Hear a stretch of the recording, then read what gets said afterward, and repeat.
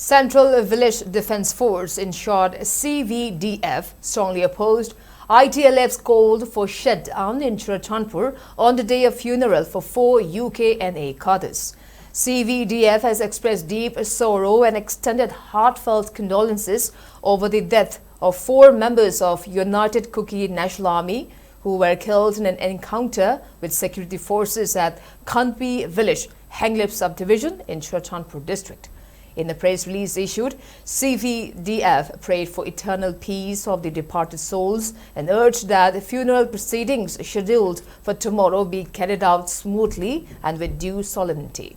CVDF, however, voiced displeasure over the Indigenous Travel Leaders Forum (ITLF) declaration of shutdown in Lamka town on November 5th, despite its earlier public notification issued on November 4th, stating that such unilateral decisions undermine collective harmony and its operational jurisdiction.